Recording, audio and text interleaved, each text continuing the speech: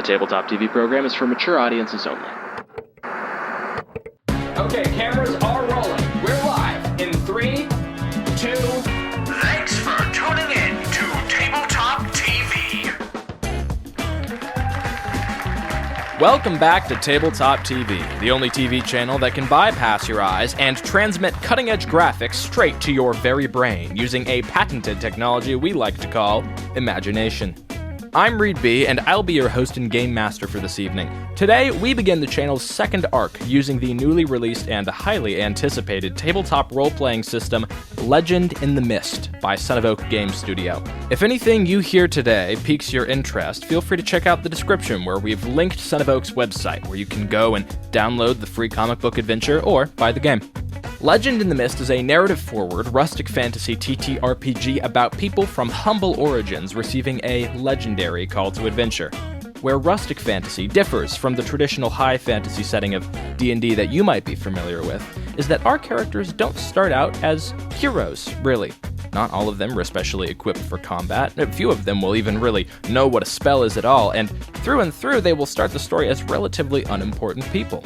This is a game about watching those people evolve into something greater over the course of an adventure. This is a game about watching that farmer who's never left the confines of his village turn into a hero of the realm. This is a game about fairy tale and superstition. This is a game about huddling around a campfire with your closest friends and telling stories of your exploits. And this is a game that's about to begin right now. Hello everyone, welcome back to another episode of Tabletop TV. I am going to be your GM. Once again today, I got the crown back from Borb, and today I am joined by... Hi, I'm Sid and I'm back. I hope you missed me. Hi, I'm Colton. I am still here. I know you didn't miss me.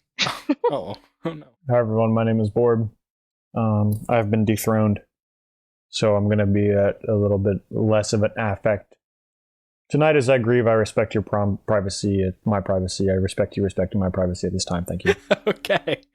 Yeah, the upload delay for these past couple Thursdays did happen because me and Borb were having an incredibly extended and cinematic battle.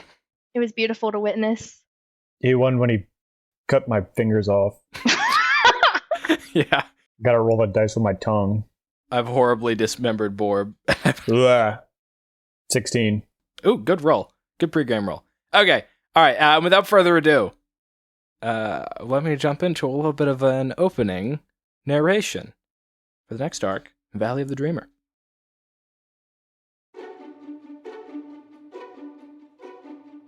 Long ago, in a world not so different from ours, yet much more peaceful, quaint, rustic, you could say, we have a shot of rolling green fields. Gusts of wind drifting peacefully over the meadow flowers, rabbits hopping to and fro over bubbling creeks, and hamlets dotted along the countryside, with happy puffs of white smoke drifting from chimneys, of thatched roofs and log cabins.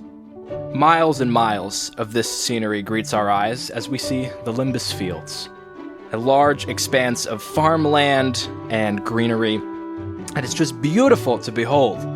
Our camera drifts along this beautiful scenery and begins to slow down as it approaches one village in particular. Tauben. Not a particularly remarkable place. A little bit out of the way, to be honest.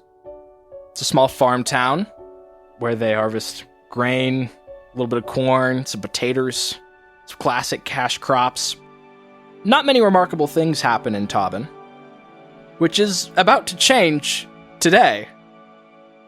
All of my players are fucking jamming out with their arms in the air right now. The music bangs. I do love this song. We see a long procession of royally adorned individuals walking a long path from the capital of Atlas, a large kingdom, to Tauben, which is quite a long journey, who are just now arriving at the quaint village. Long lines of people adorned in red robes with golden trim, carrying books under their arms, some of which wearing strange golden helmets that have eyes on the front of them, covering their own actual eyes and leaving just a nose and mouth beneath the one large cyclopean eye. And at the head of this large procession is a floating figure. Their body is completely unspottable beneath the billowing red fabric robes that they're wearing. There are very few traces that this is a person at all, except for a nose and mouth that come out from underneath a, as I described earlier, strange golden helmet, almost like a dome made of incredibly shiny gold that reflects the sun, with the insignia of just a huge open eyeball right on the center of the forehead. This floating figure is leading the procession, stops once they reach the middle of Tobin, and in the middle of the town square, we see all of the villagers of this place begin to flood out of their homes into a large crowd. Walking out of one home in Tobin, we see a small girl, about maybe 12 or 13 in age, a tween, black hair, blue eyes, skittishly standing behind another figure. Sid, would you please describe your character as you lead the young Lily out to town square to meet the procession of the seer? Of course. My character is very, very plainly dressed, but well put together. You know, nothing of extravagance. Pretty simple, like, I'm gonna call it a farmhand skirt. Yeah. If you can imagine such a thing. And a simple blouse. She's a bit tall and a little bit lanky, but you know, it's lanky versus malnourished is up to the viewer to imagine. And she's leading Lily by the hand. She says, "Come on now, we must follow everyone else, see what's going on." You see her parents, Paul and Margaret Tillman, following behind you, kind of nervously wringing their hands. The procession of the seer has blown through Tobin for the past couple years now, as it is about time for the seers to choose the next songstress, which happens once every 50 years or so, and is a process that can last anywhere from 1 to 5 years, where the 3 seers of the capital of Atlas disperse and bounce from town to town, trying to find the next person chosen to go to the Valley of the Dreamer. This has happened a couple times, and usually it's kind of a nothing burger of an event. Usually the seer shows up, they look at everyone, and they go, "Well, not here," and they move to the next town. This time, everyone is expecting mostly the same series of events to unfold, but it's still a very nerve-wracking experience for many of the citizens.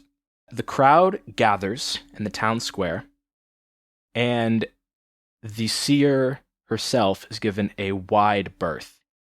She begins to float up a little bit higher, her red robes billowing underneath the golden helmet. Again, even as she floats up, it's very difficult to make out arms or legs. It just seems like a cone of flowing fabric underneath a luminous golden helmet. And the seer begins to float up and survey the population of Tobin. You see that the seer's eyes, which are the names of the seer's personal attendants, make a ring around the seer. I'll begin to kind of hold hands and look up reverently at the seer. And the seer spins once, twice, makes eye contact with every member of the village, and then stops. And for the first time ever, the seer speaks. "People of Tobin, rejoice. The songstress has been found, and she is of your kin." And you watch a pale hand extend from the flowing folds of her red robe and extend to gesture towards Lily. Her parents gasp. Marianne also gasps. And Lily hides behind you a little bit when all of the eyes of the crowd turn towards her. "We will return in 2 weeks' time for the great parade. People of Tobin, do not mourn. This should be a time of celebration. Songstress, this is Maria Smith." The seer gestures to her side, and another red-robed figure steps out from behind her. not floating, but standing on two legs and holding what looks to be a book of musical compositions under an arm. For these next 2 weeks, she will be your tutor. Guardians, please ensure the songstress practices. We wish you good luck, little one. With a flick of her wrist, the entire procession following the seer pivots and walks back the way they came, out the small farm town of Tauben and back towards the capital of Atlas.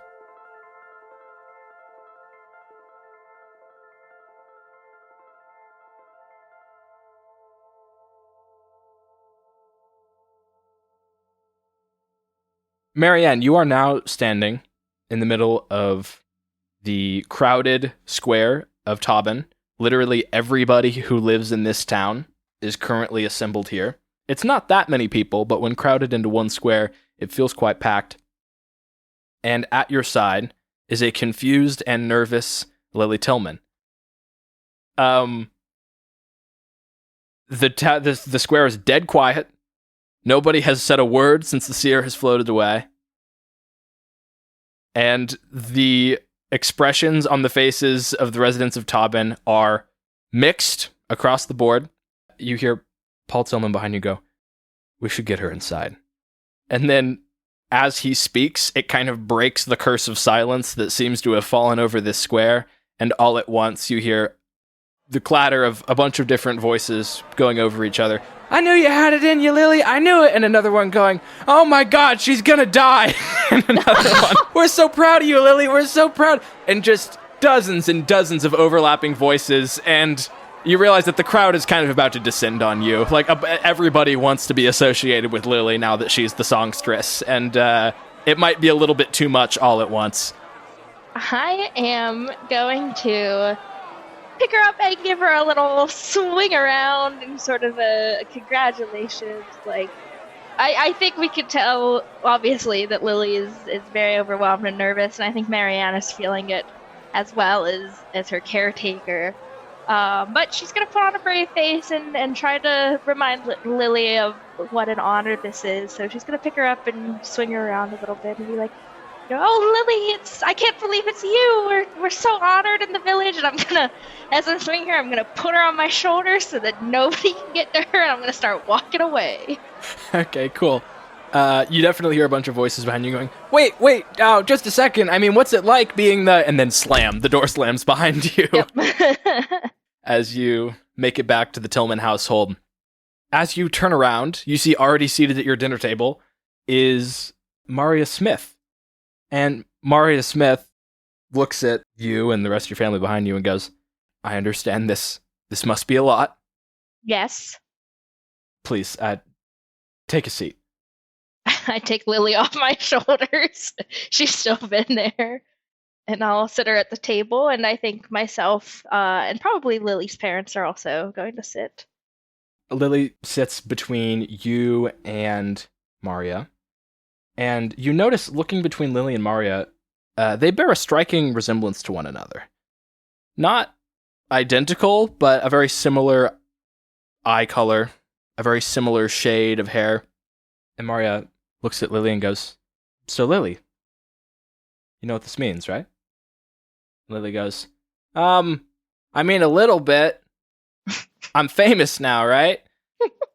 And Maria goes, "Well, yes, I suppose a little bit. It's your turn to journey to the Valley of the Dreamer, a cycle that has been upheld 5 times since, and you will be the 6th.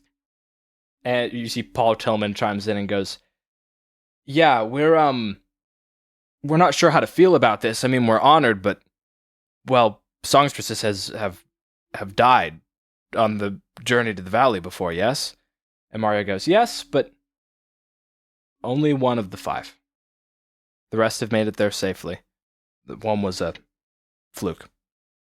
Mario looks at you, Marianne, and goes, "Has she always been a talented singer?" Yes, she has. Ever since she was quite little, she, has always had a gift about her. Good. That means we don't have much work to do. I am here to teach you a lullaby, Lily. And Lily goes, why? And Maria goes, well, you have a very important job to do. It is your turn to journey up to the Valley of the Dreamer, through Bedlam Woods, up the twisting cliffs, and sing a lullaby to the Dreamer, the giant who sleeps there. Okay. Am I gonna meet him? The giant? No, you're not going to. It's actually explicitly the goal to not ever have to meet the giant. For if he ever were to wake, it would spell doom for the town of Tobin and likely the kingdom of Atlas. And Lily kind of shuts up a little bit. And she goes, but don't worry. You are going to have all the guidance you need to get there. In fact, you get to choose who comes with you. And Lily immediately, hand shoots up, points at Marianne across the table. I want Marianne to come. She was like, oh, well, does Marianne have any experience traveling or? Yes. Of course I do. Okay. She does not, by the way. She looks at you skeptically, but goes, oh, well, if Lily wants you along, I won't protest.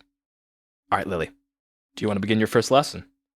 And Lily goes, I don't know, I think I'm a natural. I think I got this in the bag. Maria goes, oh, that's funny. No, we really should practice, though. There is a bit at stake.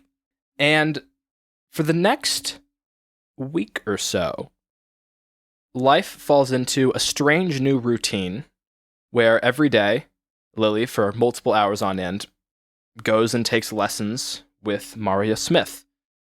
And you hear the sound of two beautiful singing voices coming out of the window of the Tillman residence. About a week later, it's late afternoon, the sun is setting, and Lily is taking her lessons per usual with Maria. Lily's getting quite good now. Marianne, as Lily's nanny, you have kind of found yourself in a situation where she doesn't need to be watched nearly as much anymore because Maria is spending just such a significant amount of time with her. They have lessons tonight until about 9 p.m. till Maria goes and you're back on duty. But tonight, this works out pretty conveniently because it is the summer solstice and you have reservations. Describe kind of how your night goes and where you end up. Well, so to start, I think the first couple of nights of the lessons, I think Marianne's like, she's going to be, they're going to need like half an hour of lessons and she'll be good. So she just kind of sits outside the room and is like checking her watch, like, oh, they're still going. All right, I guess I'll go take a lunch break. Definitely not invented yet, just for the record. She checks the sun. She's like, oh, it's about 11 a.m. It was a metaphorical watch. The communal sundial. She checks the position of the stars in the sky. So I think by this point, she's kind of like, all right, I guess I'll see Lily when I see her. But yes, it is the summer solstice. So Marianne is going to make her way across the village of Tobin to her friend's house for their annual summer solstice feast. Yeah.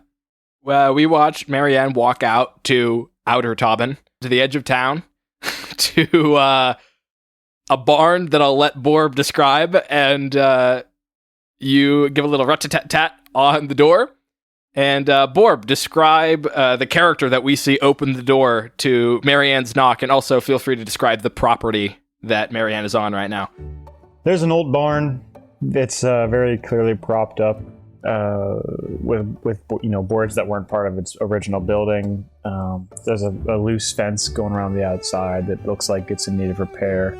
Everything looks, well used and well loved. And there's kind of a ramshackle house built in the sort of the front of the property, and the door opens. It doesn't seem like it was locked, and a kind of hunched over man, maybe his early 50s, steps out under the stoop with a lantern, and when he sees Marianne, he says, "Oh, top in the morning to you."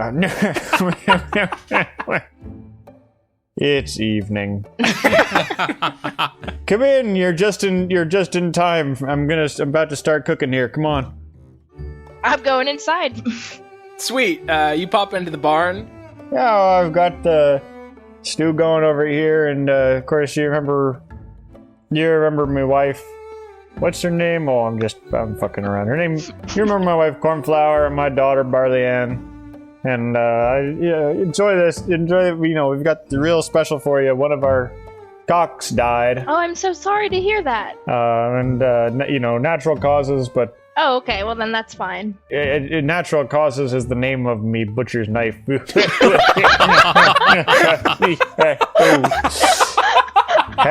that's an old Tobby joke. Can I tell you about the two different ethnic groups that settled this place? One of them's Tobby, one of them's the other Tobininian, and then now it's called Tobin because it's kind of a old compliment. I think my great-grandfather was telling me about how his great-grandfather oversaw negotiations of that treaty, and so anyway, there's some butter on the table there, and we're supposed to get some bread, but I think it's either still in the oven or it ain't been put in yet, or something like that. So yeah, go ahead, have a seat, and I'm gonna bow my head in prayer, and if it looks like something comes off my plate and into my mouth during the video because I'm going falling asleep on that's fine. Amen. Amen. Oh, God. I love you, Borb. Thank you. This is great. This is a great character. Cool. So, a delicious chicken-based meal is served up for the two of you. That gets plated. Y'all two sit down and begin to dig in as the sun sets and day becomes night. The meal drags on, and Marianne, you can't help but remember what happened a year ago today as you're digging in too. I think it was more than a year ago. I think it was... Oh, not a year ago. Sorry. I think it was many, many moons ago. Whoopsie. Last year you were also here, remembering what happened 14 years before that. Yes, this is actually the 15th anniversary. Yeah, that's right. As you dig into your meal, you can't help but remember what happened about 15 years ago. And I think you maybe notice a bit of a grim expression fall over Marianne. Larder, as Marianne, you begin to think about your parents and the attack on Toblin a couple years ago, and it's just kind of a lot. There's a lot happening right now. Yes, I think you see Marianne processing all of this, trying to be part of the conversation, the joyous occasion that is the summer solstice, but also remembering her past. Yeah, I know it's hard when you're reflecting on old times like that, but it's good to keep our memory alive. As long as you're alive, you're keeping memory alive. And I know it's been a while. It's been about, 3/4 score, but I think you're doing a good thing trying to help with the child and all that. Of course, yeah, she's my family now. Why don't you have some more homemade corn liquor? Sounds delicious, of course. Yeah, you'll want a bit of sugar with that. Yes, I'm certain I will. I take mine with cream. Say cream? Yeah, cream and corn liquor. What is cream? Well, so anyway, I appreciate you sharing your night with us the same way you have for probably about as long as Barley-Ann's been alive. So yeah, thanks for. Hey, what you been up? How's that kid going? She is doing well. She's becoming quite talented with her song. Yes, she's learning quite well under that Maria. But I wouldn't know. I haven't seen her in quite a while. Oh. It's always tough when they get up and go off to school.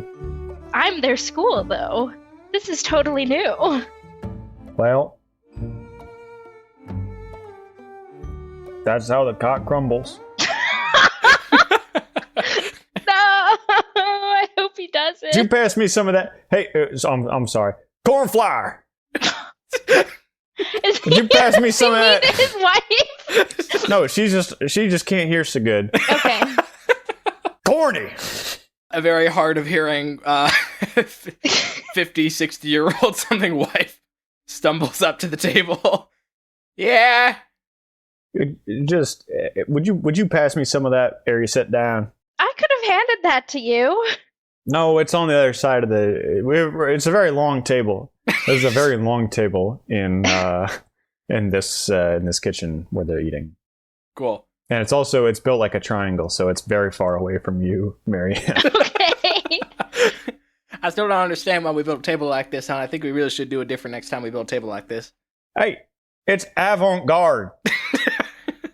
Yeah, cool. Cornflower walks all the way around and delivers whatever the fuck it is you asked for back to you.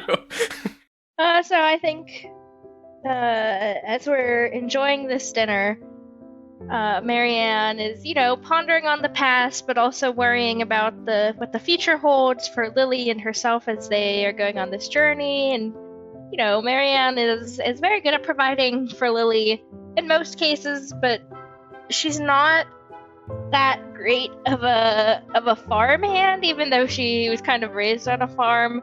So I think she says, Larder, I hate to take you away from your home, but do you think perhaps you would like to join Lily and I on the journey to the Dreamer soon? We could really use your expertise.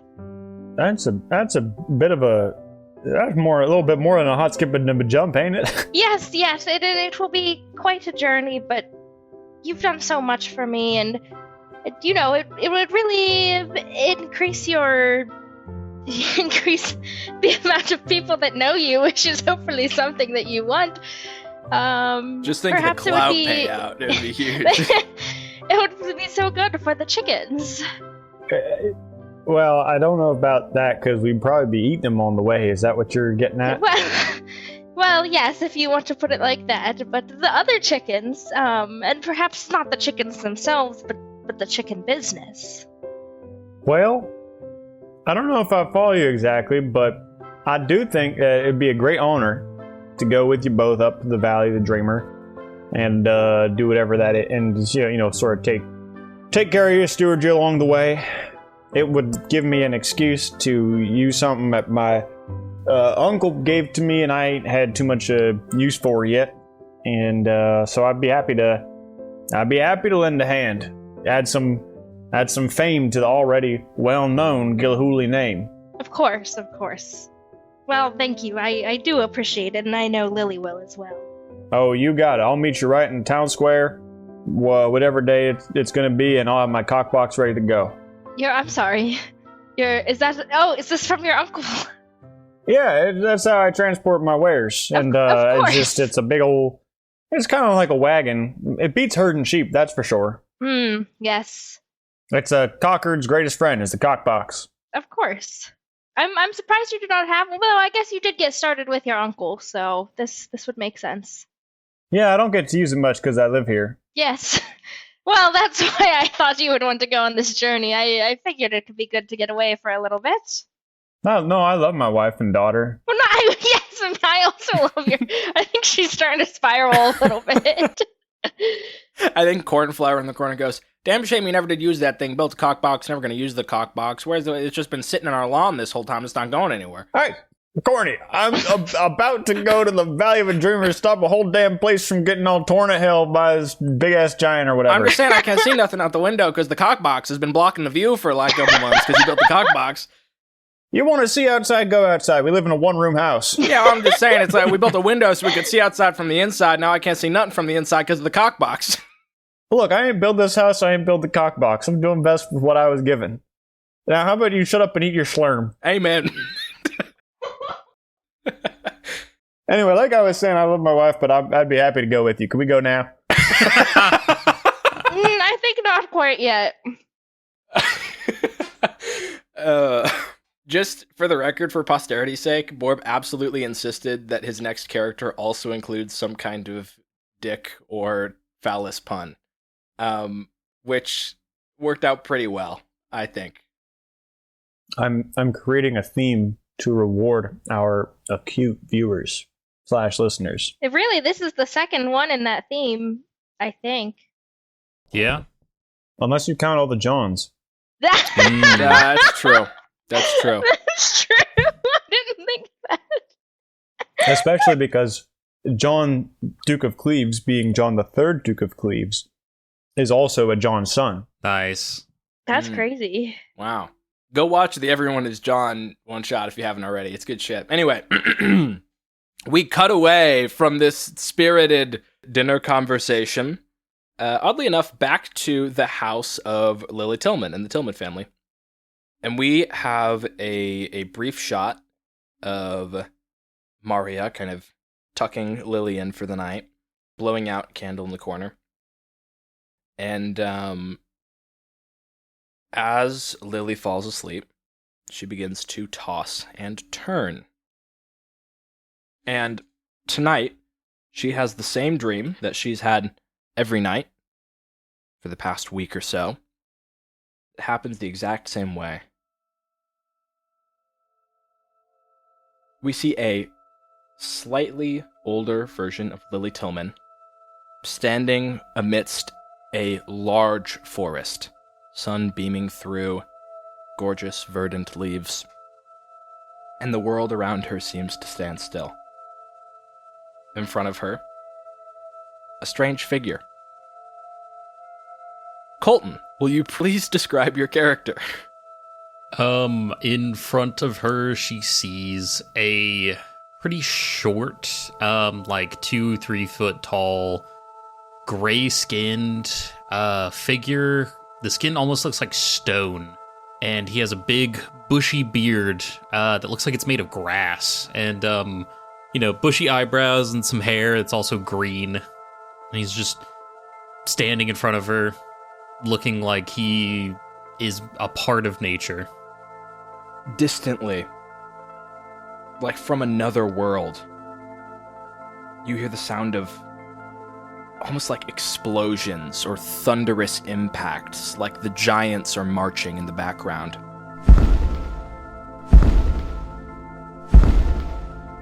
And the peace of this forest is disturbed by thunderous, like earth-quaking steps.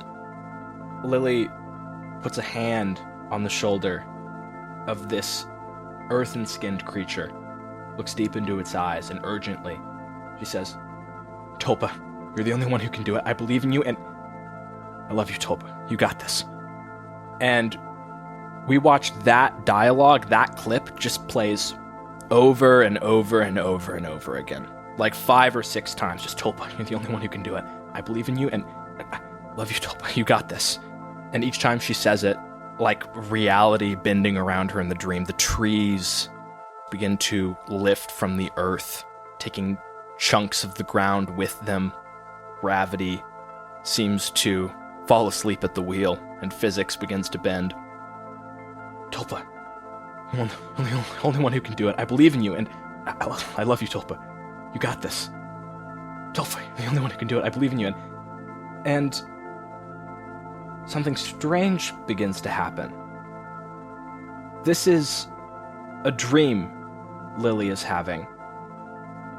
Yet somehow, Tulpa, you feel like it's your dream, too. And Lily is the character speaking to you, and it's a strange moment of coming to lucidity in a dream you've been in your whole life. Like, you feel in this moment you are lucid dreaming in someone else's dream. And you realize this girl's just been saying the same thing to you over and over and over again, and that doesn't really make sense. And why are all these trees floating? That's not... I must be dreaming. No, she's dreaming. She's dreaming, what am I? And behind her, you see just a spark of blue light and a tether faintly glowing and floating in the air, pulling you towards something. A doorway. We are going to cut back to the dinner between Marianne and Larder. Marianne, the sun has long since been set and the moon is really getting up there. You realize it's probably about time for you to head back to the Tillerman household and make sure that Lily's all tucked in nicely. I will bid Larder and family a good night then, and head on my merry way. Cool. Marianne way, as it were. All right, now yeah, good night. You walk home, the cool prairie air, carrying just some wonderful countryside scents. Like cow poop. Really peaceful smelling cow poop. Smell of the field, you know? Corn. Corn, grain. little bit of shit, a lot of love, those classic countryside smells. Oh, yeah. You make it home. You creak open the door to the Tillerman household. You go to Lily's room and you open the door. She's not there. Where is she? Sheets seem to have been hastily flung off of the bed. And the window is open with a curtain blowing dramatically in the moonlight. Of course. Is Maria staying with the Tillermans? Maria has been staying with the Tillermans. I would like to go find Maria's room and burst in there and be like, where's Lily? You basically near kick the door off its hinges, and Maria shoots up out of a bed covered in just gorgeous velvet sheets and takes off a very fancy sleeping mask and goes, "Oh, what? Where's Lily? I tucked her in just moments ago." Well, she's not there. What do you mean she's not there? Oh, forget it. And I'm gonna go out. I'm gonna go back to Lily's room, and I'm gonna go out the window and try to trace her footsteps. Sweet. You follow her footsteps pretty easily. You've had to do this before, I think, as Lily's nanny. Sometimes she'll just run off places, and you find a path of footprints that seem to just be leading out of town. I'm going. Cool. Town be damned, I'm going. Yeah, hot pursuit. You quickly leave Inner Tobin, and then you enter Outer Tobin, and then you quickly exit Outer Tobin, and soon you just find yourself in the Limbus Fields, just scanning around looking for Lily. And off in the distance, a strange, ethereal glow begins to come over the horizon. Not too bright, but like a collection of fireflies buzzing blue. Would I be used to such a thing, or is this like oh my god, what is that? Yeah, this is strange. This is weird. Okay. You break through into a clearing. You've been running through like tall, like waist to chest high, like prairie grass and just various plants and wildflowers. You break through into just kind of a small circle of cut grass. And standing in the very center of it, we find Colton's character, Tulpa. Oh. Standing there. And Lily just kind of in awe, just like pulling at the weird grassy beard on your face and just going like, what? Where are you?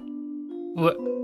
Where are? Whoa. And I think Tulpa looks up and sees all the fireflies flying around overhead. And he goes, what is that? And Marianne, you see he starts to grow and like almost stretch out, and what this like 2.5 foot tall figure just, becomes like a string bean 6'6" as he starts to reach up and try to like cup a firefly in his hands. I think Marianne is just watching. He shrinks back down after he grabs one and holds it up to Lily. Lily claps. Lily just, whoa! Yeah, how'd you do that? I don't know. Also, I thought you were older. What? Where are we? Tobin. Who's that? And he sees Marianne. And, Who are you? I'm Tulpa. I'm Marianne.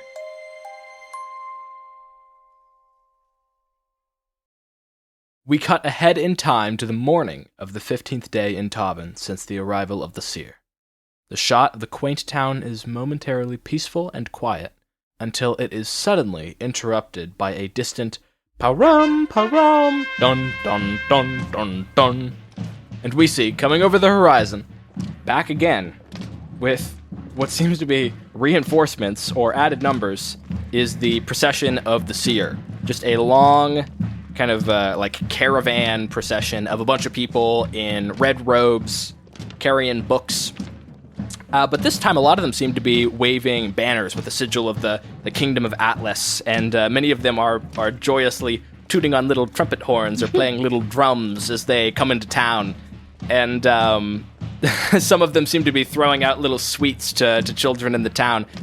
This is less of a dreary procession and more of a parade, a celebration. And as they blow through town, you see not just one seer, but all three at the head of this procession this time. This is kind of a legendary occurrence for all of you, as I imagine all of you have some kind of vantage point as the parade blows into town. As the three seers float into the town square, and this bus and parade comes through, just like awesome music, great candy. Describe where you guys think you find yourselves this morning, and where you're viewing the parade from. Oh, I'm just hanging out on the side of the road, same as everybody else. Got my little cock box with me, and I haven't found Lily and Marianne yet, but I'm looking for them, and I always love a parade. I'm hoping they throw some candy into my mouth. Hang. Sitting there, mouth wide open. Yeah. Yeah, you're walking through town looking for Marianne Larder with your mouth just wide open, jaw unhinged, making eye contact with as many red cloaked figures as you can. Howdy. Hey. How's it going? Hey. Oh. Yep, great day, huh? Yep. Yep, how's it going? Yeah, candies for the kids, sir. Sorry, candies for the kids. Man, every time there's a parade, I try to greet everybody go by like you're supposed to do, but man, if they don't go by so fast. Okay. Next, I guess, where do you think we find Tulpa in all of this? I think Tulpa is maybe still with Lily, but he's kind of unsure of what other people are gonna react to him as, and also he's maybe a little just overwhelmed by the situation, and so I think he's wherever Lily is, he's next to her, but he's hiding in a barrel or something, just kind of peeking out. That's awesome. You're viewing the parade pass by from a little barrel that you're poking out the top of. And finally, Marianne, where do you think you find yourself this morning? Yes, I think Marianne is also with Lily. I think we are at the end of the parade route. I feel like it's a processional that's kind of going to end at Lily. So I think we're there just kind of preparing for the journey ahead. Cool. You are correct in your assumption as you and Lily kind of standing off the side of the road. Watch the parade approach. We're standing in the middle of the road. Standing in the middle of the road. The parade comes all the way up to you and stops. Honestly, pretty close to you. For a second, you're worried they're just going to steamroll right over you. If they do, I'm joining that fucking parade. But it comes to a halt right in front of you. And you behold, for the first time in your life, all three of the seers in one place. This is, for many people, a once-in-a-lifetime experience, as these are kind of mages of an amount of power that they are almost spoken of as deities in some places. They are the protectors of the world of Atlas. They are kind of at the helm of the kingdom. And they are generally benevolent, but mysterious magical folk. All three of them have long, billowing red robes underneath them. They are floating above the ground. It's hard to make out any of their actual body besides for a mouth, nose of pale skin sticking out from under a big golden helmet, and all three of them have the big golden eyes on the front of the helmet. Specifically, you've heard the legends of hold on, I'm pulling up their names. Cut this. Evil, Deeble, and Screeble. Yeah, Evil, Deeble, and Screeble. Providence the wise, Dominion the strong, and Justice the willful. The three seers of Atlas. And they halt in front of you, and they look down at Lily, and they go, "Songstress, this is your parade." And the three of them part, and you see behind them 4 Eyes of the Seers, kind of the name of the assistants to the Seers, carrying a palanquin, a little platform with a chair on it. And it seems to be perfectly sized for Lily's tiny 12-year-old body to sit upon. And Lily kind of looks to you for approval and goes, "Well, I guess, right?" Yes, would you like help getting up? Yeah, she tries to hoist herself up onto the palanquin and can't quite. Yeah, could you give me a little boost? They don't lower it for her at all. Yeah. Well, I'm gonna lift her up and put her on the little chair. Aw, adorable. And Lily takes a little piece of candy and puts it in her mouth and goes, "Go to the valley of the dreamer." And a couple members of the crowd clap. Most people here are in a pretty good mood. And again, there's still kind of an air of general uncertainty about the whole occasion. The seers definitely gild this thing as something to be celebrated, but people die. People have died on the journey before. We'll be fine though. Yeah, you'll be fine. Lily, shall we gather the rest of the party? One of the seers looks at you as you say this to Lily and goes, "The parade will take us through many of the major towns of the fields of Limbus before you are dropped off at the edge of Bedlam Wood, where you will begin your journey with the songstress more independently. But for now, enjoy the festivities. This is a celebration of you and the child you've raised." And me? Wow. I'm gonna see if I can get a piece of candy, even though it's only for the kids. One of the guys in red robes throwing candies looks to his associates, looks back at you. "We can make an exception, but just this once." Yes. Are you more of a caramel or a chocolate kind of person? Chocolate. Chocolate, cool. Open your mouth. Oh wait, yeah, you won't just hand it to me. I have to. Oh yes, of course. Yes, as is tradition. And she opens her mouth. I'm gonna make a roll for this guy to see if it's the first roll of the campaign. I love the chocolate Eucharist. This is my body. Oh wait, my dice are in the other. Does someone have 2d6 they can roll for me and tell me what they get? No. Surely someone here has dice. Borb and I have not unpacked our dice yet, I think. I got it. I got a 3 and a 4 for a total of 7. Cool, 7. I think that's right on the mixed success money. He throws it. You have to really move to get it. You have to really dodge a certain direction to get that to land in your mouth. Oh, so I was gonna say he gets it, but it's a caramel instead of a chocolate. I'm like, oh, that's fine too. Yeah, that's funnier. It's a caramel. Cool. And the parade begins, and all of you know, as this has happened a couple times, when the songstress is chosen from a town, most of the inhabitants of that town are treated to a parade that takes the songstress and basically anyone from the town who wants to come all the way to the edge of Limbus Fields through a couple different populated areas where, the songstress is celebrated and the people of Tobin are celebrated.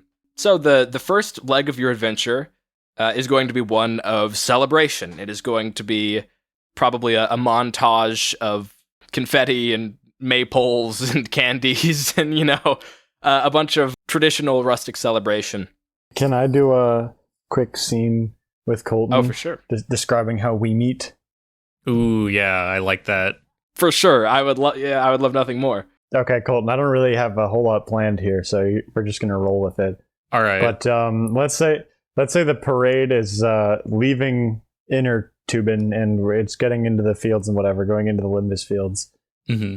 And maybe you've watched the whole parade go by.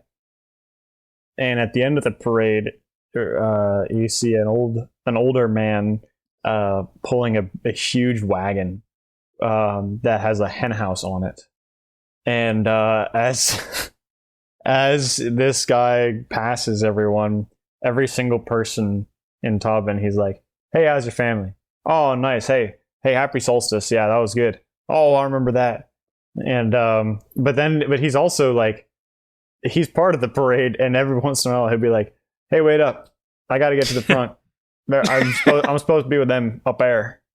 I think Tulpa is just enraptured by this guy, and I think Tulpa maybe thinks you're the king of the town because you're talking to everyone.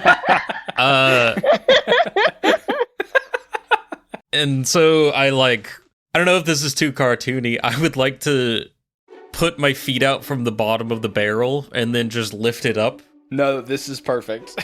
And peeking out of, a little wood knot kind of thing in the barrel that's like an eye hole. I just kind of stalk behind him for a little bit. And then eventually, I don't know if like maybe one of your chickens gets out, and I run over in my barrel and just kind of like slam down on where the chicken is. There's like a rustle in the barrel, some feathers come out of the top, and then Tulpa just bursts out of the top with the chicken in his hand that's going absolutely apeshit. And I start just sprinting for Larder. I love it. So the way that Larder discovers this is he's, shaking hands and he's calling out to the eyes and everything, and he notices the cart get a little bit lighter, and so he sits down and he's like, "Oh, I'll bet you that's Honeybee again. She's kind of a rowdy one." And he turns around and he sees Tulpa, and he says, "Oh my god." That's not possible. Hey, you dropped your weird. Is this a cat? You dropped it. Larder Gillhooley reaches into his belt and pulls out a wooden circle with some intricate carvings on it, and he says, "Now you stay the hell away from me, you hear?" This symbol means nothing to you, by the way. Yeah. Oh, sorry. I didn't mean to offend. I'm kind of new here. Do you want this back? Can I keep this? You better. It ain't gonna come back to its kind now. After it's been touched by your Minterralia genes, I know who you is, and I know you ain't coming anywhere near me nor my folk. I'm gonna say the magic word and you're gonna disappear. Scram. I think Tulpa turns into a two-dimensional object and falls to the ground. And then pops back up and just did that work? Larder screams really loud and picks up the cart and starts booking it, but he's running at like 3 miles an hour because he's pulling a hen house. No, David! No, stay away! I think Tulpa just looks at the chicken that's now, just kind of all alone, and he goes, maybe this is one of those pieces of candy they were handing out. And then maybe in a really kind of like fucked up way, he like unhinges his jaw and just eats the chicken. Like a snake. I think we just have a shot of the chicken and the shadow of your head growing significantly, and the chicken like just looking up in fear. Yeah. And we cut away before the gruesome fucking like anaconda one bite thing happens. Camera pans up and there's just a puff of feathers and you just hear "Paka!" You'll be missed, Honeybee, but it worked out for the best. And as we listen to Larder scream bloody murder, our camera pans out as we listen to the scream echo across the entirety of Limbus Fields. As all villages within 5 miles go on high alert because they think someone's been killed. And we will catch back up with the Great Parade on the next episode of Tabletop TV. Woo, woo, woo. Woo! Dab.